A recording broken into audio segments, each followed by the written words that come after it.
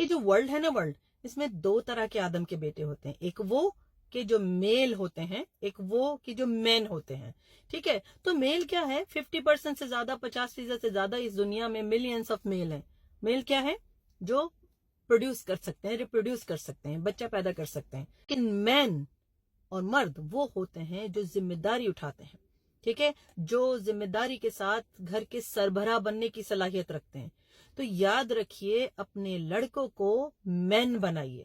ٹھیک ہے، ان کو مردانگی کی تربیت دی. اور مردانگی کا مطلب یہ نہیں ہے کہ عورت پہ ہاتھ اٹھانا جائز ہو گیا، ان کا حق ہو گیا، یا جب چاہا طلاق دے کے نکال دیا، یا بابا کے پیسوں پہ عیش کرتے رہے. جو مرد ہوتا ہے نا، وہ اپنے گھر کا سربراہ ہوتا ہے.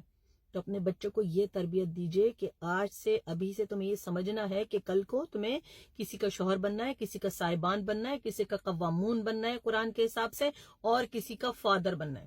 ٹھیک ہے، پریویلیج نہیں ہے کسی کا شوہر بننا، ذمہ داری ہے. ایک بچہ شادی کرے تو اس وقت شادی کرے جب وہ پوری سمجھ اور فہم کے ساتھ یہ کر سکتا ہو. اس لیے نہیں کہ ماما نے کہا تو یہ کر دیں، تو اب جو بہو آئی ہے تو وہ ماما کے لیے آئی ہے، آپ کے لیے نہیں آئی ہے. آپ ذمہ دار ہیں اس کے لیے. ٹھیک، اس کی برائی کو ڈھکنے اور اس کو برائی کو بہتر کرنے کے لیے.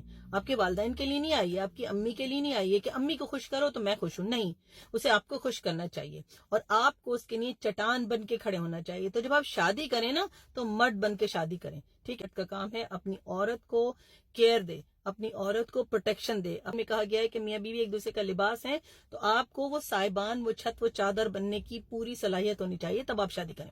ورنہ آپ نہ کریں، کیونکہ کسی اور کی بچی کو لا کے آپ نے اپنے بچے کو، اپنے والدین کو ایک اور اڈاپٹڈ بچہ دے دیا. یہ تو کوئی ذمہ داری نہ ہوئی، یہ تو کوئی دینی ذمہ داری نبھانے کا طریقہ ہی نہ ہوا. ٹھیک، آپ نے سمجھنا ہے کہ آپ کی ذمہ داری کیا ہے. انشاءاللہ.